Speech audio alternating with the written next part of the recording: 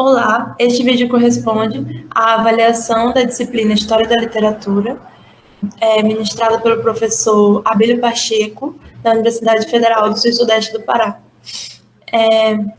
Nosso grupo é composto por Amanda Cecília Nunes de Oliveira, Evelyn Cristine de França Vaccaro, Lenara Ferreira Parente e Vanessa Bonfim Silva. E nós iremos fazer uma exposição do romance A Queda do Céu, de Davi Copenau. Bom, como eu mencionei anteriormente, este é o livro A Queda do Céu, e ele tem como subtítulo Palavras de um Xamã Yanomami.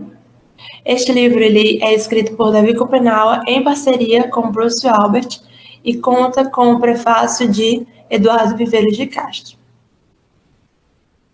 Esta é a contracapa do livro e ele tem um trecho do prefácio de Eduardo Viveiros de Castro.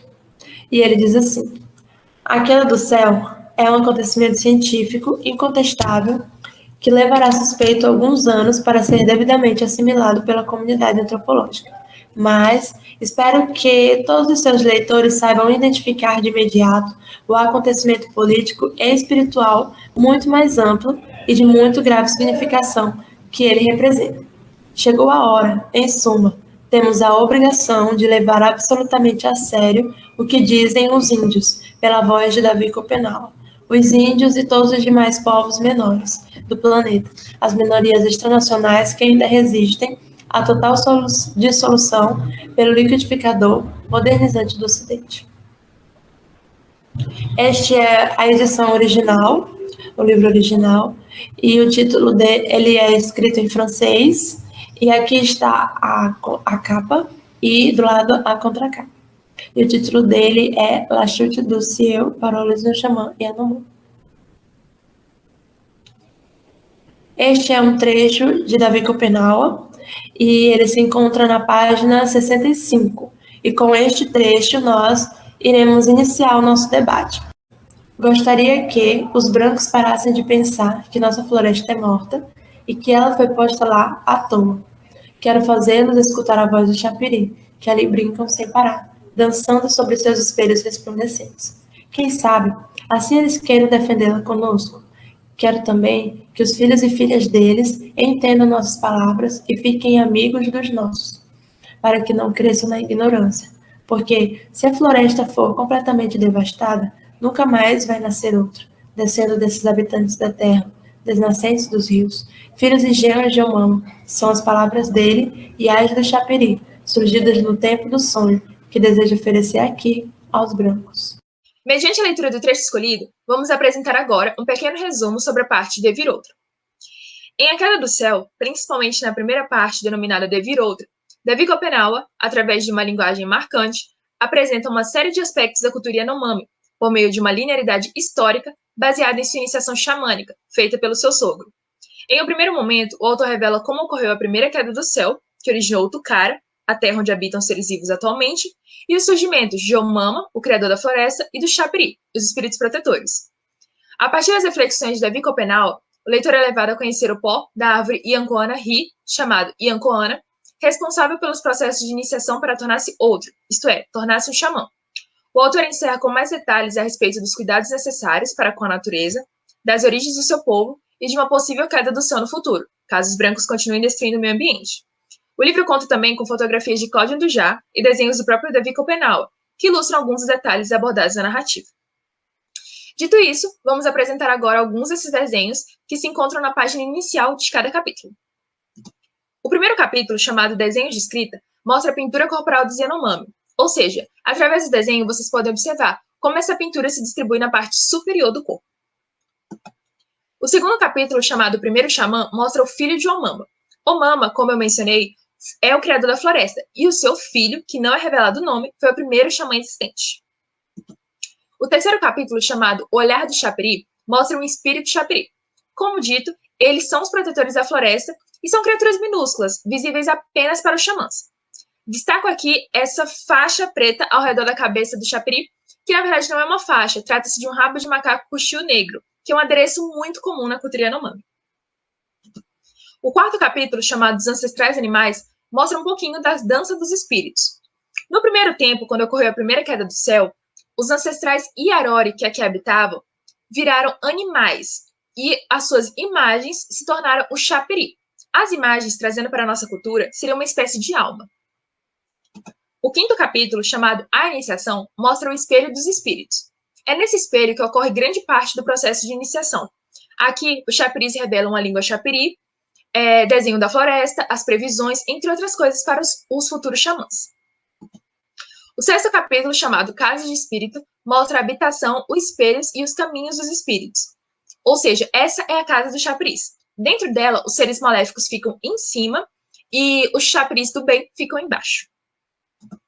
O sétimo capítulo, chamado A Imagem e a Pele, mostra alguns espíritos guerreiros, ou seja, alguns espíritos chapiri que trabalham com a guerra, mas há várias funções, como, por exemplo, a cura, que é muito importante para a sociedade Yanomami. O oitavo capítulo, chamado O Céu e a Floresta, mostra o espelho e os caminhos dos espíritos. Essas linhas ao redor do espelho do espírito trata-se dos caminhos do chapiri. Esses caminhos, como vocês podem observar, são levemente curvilíneos, ou seja, eles são geralmente em linha reta, diferente dos caminhos dos seres maléficos, que apresentam muitas curvas, muitas voltas, justamente para confundir os Yanomami. Irei apresentar o contexto histórico nacional. De início, devemos entender o conceito povo de mercadoria, colocado para Albert como uma visão doentia dos brancos sobre a terra. Devemos entender também que esse conceito ele relaciona-se como uma crítica xamânica ao capitalismo. O Davi ele retoma diversas vezes durante os seus relatos para estabelecer essa relação dos brancos com a terra. Décadas de 40 a 60, que são onde ocorrem os primeiros contatos, a princípio esporádicos, entre os Yanomami do Brasil com os brancos. Devemos destacar 4 grupos que irão participar desses primeiros contatos. Os 2 primeiros, que seriam os coletores de produtos da floresta e viajantes estrangeiros, eles estabelecem uma relação extrativista. Já os 2 últimos grupos, que seriam os militares, que eles vão fazer expedições de demarcação de fronteira e algumas missões católicas e evangélicas e a fixação de alguns postos de serviço de proteção aos indígenas, o SPI, eles vão abrir espaço para uma fronteira mais missionária e exploratória. Os militares eles vão ser importantes para a próxima década, porque são eles que vão criar alguns projetos para civilizar e colonizar esses indígenas. O grupo 4, ele também se destaca pela questão que ele vai trazer a obtenção de bens manufaturados e também vai ser um veículo de doenças principalmente infecciosas. O Davi, ele conta, ainda criança, que ele presenciou 2 epidemias sequenciais. De início da década de 70, ela vai ocorrer esses primeiros avanços. É importante a gente destacar essa questão que a década de 70 ela vai trazer esse desenvolvimento e também vai ter alguns avanços da fronteira regional. Eles são intensificados, principalmente pelos governos militares da época, e eles pretendiam implementar um plano de integração nacional. Esses projetos, eles têm esse cunho de desenvolvimento, mas também de civilizar e de colonizar. Vamos destacar 2 projetos principais. Primeiro, o projeto de colonização pública, que ele ocorreu entre 1978 e 1979, que invadiram o sudeste das terras Yanomami, e o projeto 2, que é a abertura do trecho da perimetral norte ao sul, em 1973. Então, ela foi abandonada em 76. Como são chamados esses projetos? O projeto 1, ele se chama Programas de Colonização. Então, eles sempre vão vir com esse cunho de colonização, de civilizar. Entre as décadas de 70, 80, tem muito essa ideia que as etnias presentes na Amazônia, elas são atrasadas, elas estão caminhando lentamente para esse desenvolvimento. Então, é importante entender que aquele conceito que o Davi colocou e o Albert também, povo de mercadoria, ele vai se estabelecendo essa questão de valor do território. Esta imagem, ela retrata a perimetral de 1976, quando ela foi abandonada. Essa imagem foi retirada por Albert. Nesses próximos anos, vamos ter o projeto de levantamento dos recursos amazônicos, que é o Radan, criado em 1975, ele detectou a existência de importantes jazidas de minérios na região. Então, assim, é bom a gente estabelecer essa linha de como ocorrem esses primeiros contatos, como os brancos vão tendo essa relação de mercadoria, de valor sobre a terra, e como esse projeto ele alavancou muito pela publicidade da época. Foi a partir de 1987, a publicidade ela explodiu nessa questão. Ela foi fundamental para estimular uma corrida pelo ouro, consequentemente gerou um crescimento de invasões garimpeiras. Trouxemos, no caso, duas propagandas da época. As propagandas elas foram feitas entre 1970 a 80. Então, assim, eu queria destacar para vocês os slogans, né, das propagandas da época. A primeira imagem, o slogan principal é "Chega de lendas, vamos faturar". Eu gostaria de destacar como que a Amazônia ela é representada. Aí temos uma cabeça de gado, algumas figuras, né, que representariam esse desenvolvimento. Também gostaria de destacar que nas propagandas é muito perceptível essa questão. A Amazônia é vista como uma cultura apenas, desconsiderando as etnias que vivem na região. A segunda imagem, o slogan maior, né, a questão do Inferno Verde já era. Ele é uma das propagandas do Programa de Integração Nacional do Governo. Então, o cantinho tem uma mensagem escrita assim: o futuro chegou. Finalmente, trazido pelo Programa de Integração Nacional do Governo, terminou a famosa lenda do Inferno Verde. Nos detalhes que as propagandas mostravam, assim, como que eles endossam essa questão: venha para a Amazônia, venha construir esse avanço, esse futuro, esse desenvolvimento, e não considera as populações que já existem. Nesse próximo slide, aqui vamos mostrar algumas consequências do garimpo e algumas imagens da época. Nessa primeira imagem, que são Yanomami, nesses recipientes que eles estão segurando as cinzas de alguns parentes deles que morreram num massacre chamado de Hashimu, confronto entre indígenas e garimpeiros.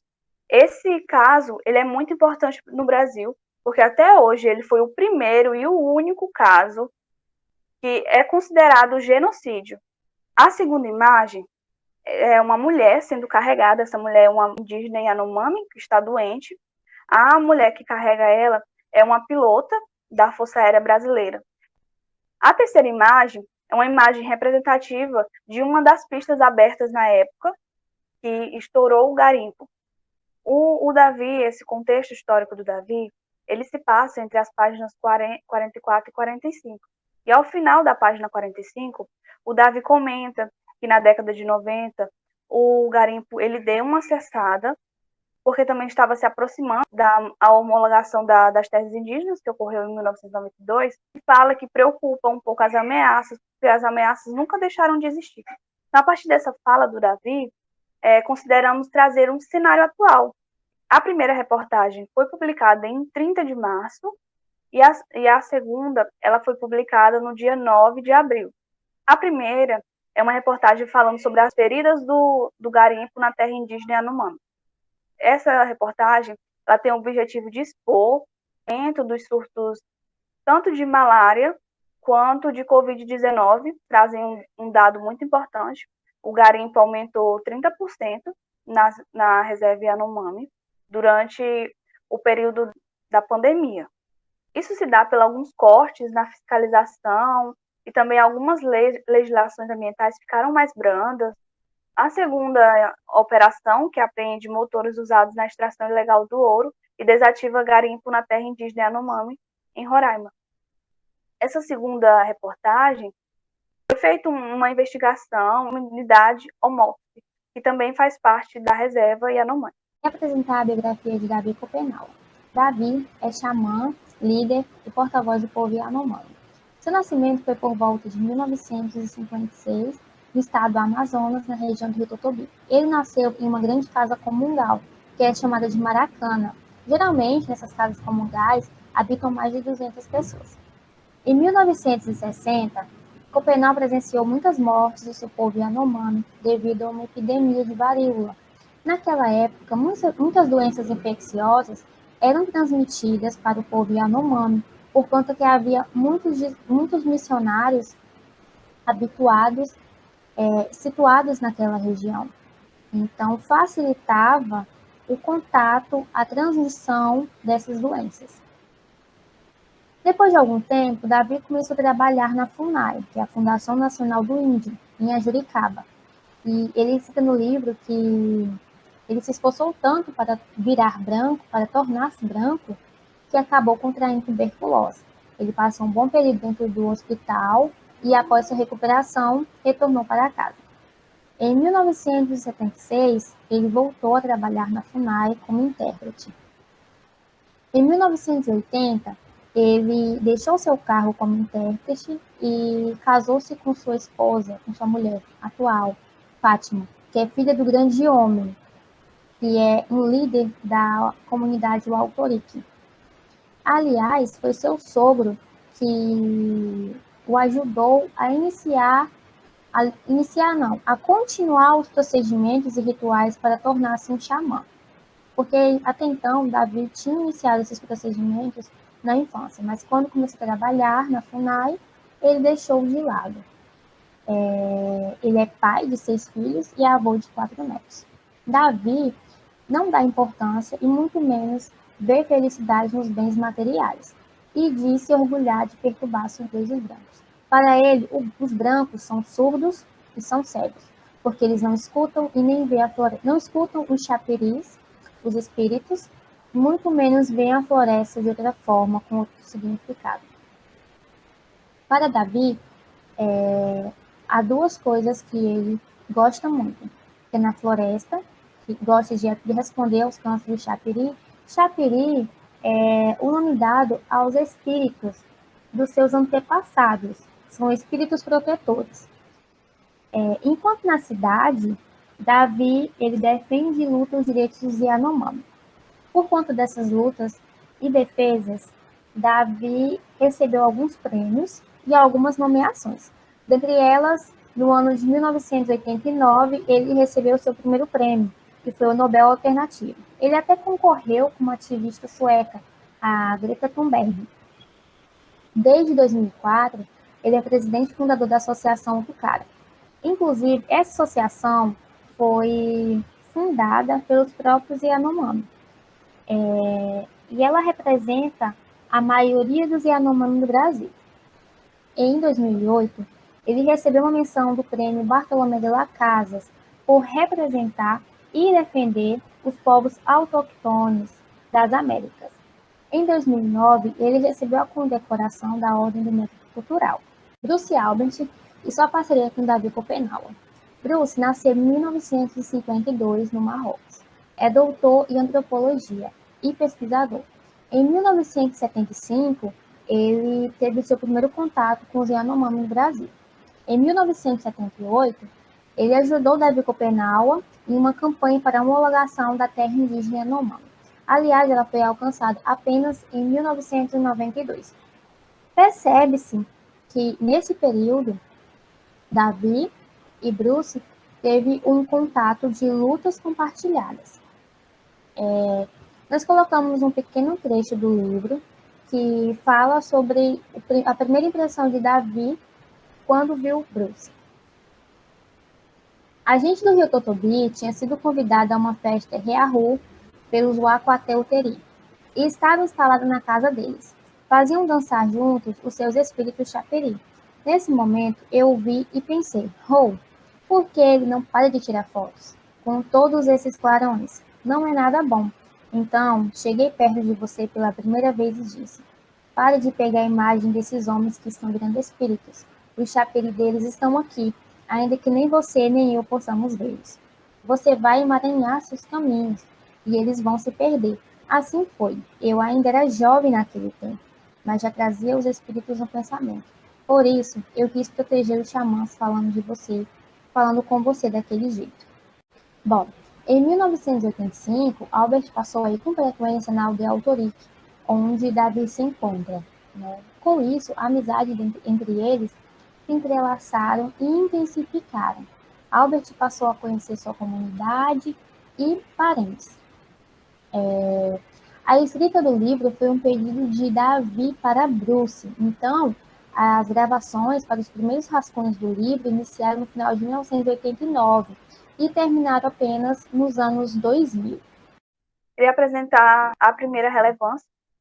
A partir de tudo que já foi apresentado, é importante a gente conhecer esses conflitos étnicos entre os brancos e os indígenas, os impactos dessa aproximação, como eles sofrem ameaças, tanto a reserva, os costumes, as tradições multiculturais. O Davi ele coloca que na reserva Yanomami, ela tem diversas etnias, então é importante a gente quebrar esses estereótipos, como tinha slogans das propagandas entre 70 e 80, que a Amazônia é uma cultura só. O Davi, ele nos coloca nesse momento de reconstruir conceitos da Amazônia, conhecer as lutas dos povos indígenas. Também é importante ressaltar as ameaças da sobrevivência dos indígenas, porque esse aumento do garimpo, ele influencia diretamente a vida desses indígenas. E na relevância, gostaria de destacar alguns trechos importantes para mostrar essas ameaças na prática. A primeira fala, nomear os indígenas. Na cultura dos Yanomami, eles não têm esse costume de nomear os seus parentes. E o Davi fala assim: foram eles que me nomearam Davi, antes mesmo de os meus parentes me derem um apelido, conforme o costume dos nossos antigos. O Davi, ele conta que quando ele foi trabalhar na FUNAI, ele teve essa influência dos brancos, que eles até nomearam ele, que a família dele não havia ainda colocado esse apelido nele. Na segunda passagem, ele fala como que eles reagem quando é imposto um nome a eles. Não gostamos de ouvir nosso nome, nem mesmo nosso apelido de criança. Isso nos deixa furiosos de verdade. A terceira frase, ela vai remeter aos jovens que passam pelo processo de se tornar um xamã. Hoje, é comum terem medo do pó e a coana. Para iniciar o processo de se tornar um xamã, e até quando eles se tornam um xamã, eles continuam inalando esse pó. Temem morrer e às vezes chegam a mentir para si mesmos, pensando que um dia poderão virar brancos. O processo para se tornar um xamã, ele é um processo que debilita o indivíduo. O Davi, ele conta nos seus relatos como que foi esse processo. Tem algumas passagens que os brancos desacreditavam quando ele falava. A quarta frase fala assim: trabalhei demais com os brancos na floresta e eles me fizeram comer minhas próprias presas. Essa frase, ela remete também ao período que o Davi trabalhava na FUNAI. Quando o indivíduo ele começa no processo de se tornar um xamã, ele não come carne de caça, ele apenas inala o pó e a coana. Presas, muitas vezes, isso me fez perder a habilidade da caça. Então, assim, o Davi, ele perdendo essa habilidade, vai ser difícil o seu cotidiano. A quinta frase eu trouxe para mostrar como ele percebe essa questão do aparecimento das doenças, da violência que eles sofrem com os garimpeiros presentes na reserva. Ele fala assim: antigamente, antes de os brancos chegarem à nossa floresta, morria-se pouco. O Davi, ele destaca como que as epidemias dizimaram a comunidade dele.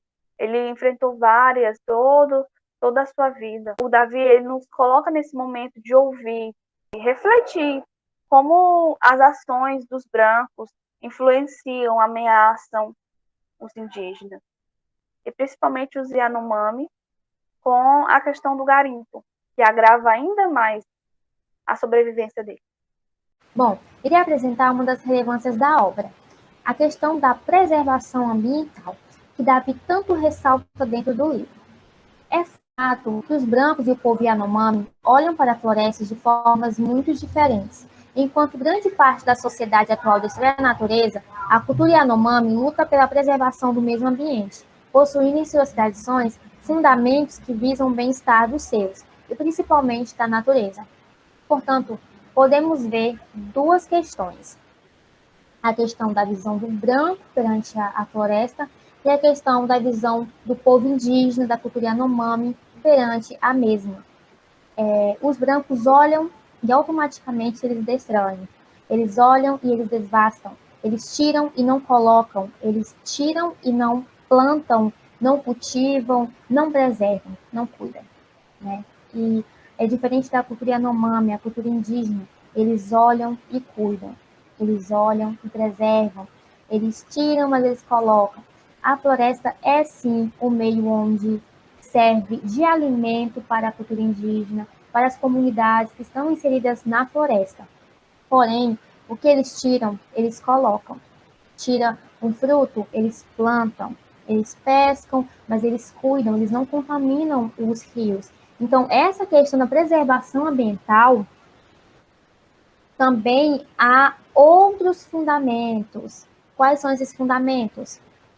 Ao momento em que não há uma preservação ambiental, não haverá uma preservação e uma continuidade da cultura indígena. Ou seja, ao momento que a floresta se encontrar totalmente devastada, automaticamente a cultura indígena, a cultura Yanomami, todas as culturas indígenas irão ser devastadas também, irão ser ocultadas, porque elas dependem, elas precisam da floresta. Eles não são felizes na cidade. No entanto, eu irei recitar sobre esses assuntos, sobre essas questões, em dois trechos que nós tiramos do livro. Primeiro, nossa língua é aquela com a qual ele nos ensinou a nomear as coisas. Foi ele que nos deu a conhecer as bananas, a mandioca e todo o alimento de nossas roças, bem como todos os frutos das árvores da floresta. Por isso, queremos proteger a terra em que vivemos. O mamã a criou e deu a nós para que vivêssemos nela, mas os brancos se empenham em devastá-la, e se não a defendermos, morreremos com ela. O segundo trecho é o seguinte: hoje, os brancos acham que deveríamos imitá-los em tudo, mas não é o que queremos. Eu aprendi a conhecer seus costumes desde a minha infância e falo um pouco a sua língua, mas não quero de modo algum ser um deles. A meu ver, só poderemos nos tornar brancos no dia em que eles mesmos se transformarem em Yanomami. Sei também que se formos viver em suas cidades, seremos infelizes. Então, eles acabarão com a floresta e nunca mais deixarão nenhum lugar onde possamos viver longe deles. Não poderemos mais caçar, nem plantar nada. Nossos filhos vão passar fome. Quando penso em tudo isso, fico tomado de tristeza e de raiva. Essas são as palavras de Davi Copenaua. E é importante ressaltar que essa tristeza, essa raiva, essa angústia serve de alguma forma como motivação para Davi continuar lutando. Caminhando agora para a conclusão, apresentaremos a relação do livro A Queda do Céu com a matéria de História da Literatura. Ao longo da disciplina, foram estudadas diversas obras que apresentam contextos, culturas, histórias, pensamentos e sociedades diferentes entre si. Por exemplo, estudamos Édipo Rei, de Sófocles, Dom Quixote, de Cervantes, O Vermelho e o Negro, de Stendhal, Hamlet, de Shakespeare, entre outras obras. Com A Queda do Céu, não foi diferente. Destacamos 3 fatores que se sobressaem na obra. O primeiro, uma história. A história dos Yanomami e da luta de Davi Copenaua, que permanece atual e relevante, assim como das demais lideranças indígenas. O segundo, uma cultura, que é a cultura Yanomami, que é detalhada através do processo de iniciação xamânica na parte de Devir Outro. E por último, o choque cultural entre os brancos e os Yanomami, e como a perspectiva dos brancos interferiu negativamente nos costumes indígenas. Ou seja, assim como nas obras anteriores, podemos identificar várias relações entre grupos diferentes, entre sociedades diferentes, aqui a gente identificou a relação dos brancos entre os Yanomami, e como essa relação interferiu negativamente nos costumes indígenas. Aprofundando mais para a nossa unidade atual, unidade 5, repensando clássicos, formação de cânones e perspectiva multicultural, diversidades e pluralidade de vozes, destacamos 2 questões. A primeira, sobre os clássicos. Ao observar os títulos presentes no cânone literário, nota-se a falta de uma consolidação da literatura indígena nativa. O livro A Queda do Céu possui inúmeras referências que o consagram não somente pela história, mas pela importante mensagem de Davi Copenaua para o mundo. Ou seja, se pararmos para observar um pouquinho dos títulos que são aclamados pela literatura, pouco se nota, se é que se nota, uma literatura indígena, nativa, consolidada, o que acaba por deixar de lado obras como A Queda do Céu, que possui referências dentro do país e fora, já que o livro foi publicado na França. O próprio prefácio de Eduardo Viveiros de Castro apresenta muitos elogios ao livro, e Eduardo Viveiros é um dos principais antropólogos existentes atualmente. E o segundo tópico é sobre a perspectiva multicultural. Por que Davi Copenau é uma voz que deve ser ouvida? A gente espera que ao longo desse trabalho vocês tenham conseguido identificar como o Davi representa uma ancestralidade, uma cultura e uma luta extremamente importante para a sociedade atual.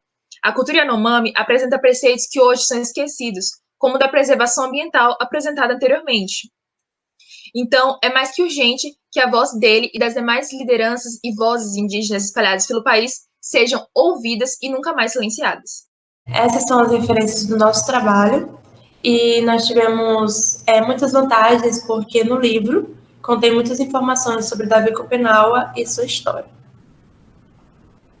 Estes são os aprendizados e dificuldades, e como aprendizados nós tivemos conhecimento sobre a cultura, sobre a literatura indígena nativa e também sobre a cultura Yanomami, porque como todos sabem, os índios, os indígenas, eles têm várias culturas. E nas dificuldades, nós tivemos dificuldades para definir dias e horários para discutir a leitura. Embora tenhamos feito um cronograma, não foi possível a gente conter um horário para discutir por causa da rotina de cada uma. E o segundo tópico da dificuldade é que a definição de dias e horários para elaborar o trabalho, fazer slides e gravações também houve, porque devido à rotina também de cada uma, tivemos que gravar separadas e após a gente reuniu cada gravação. Obrigada.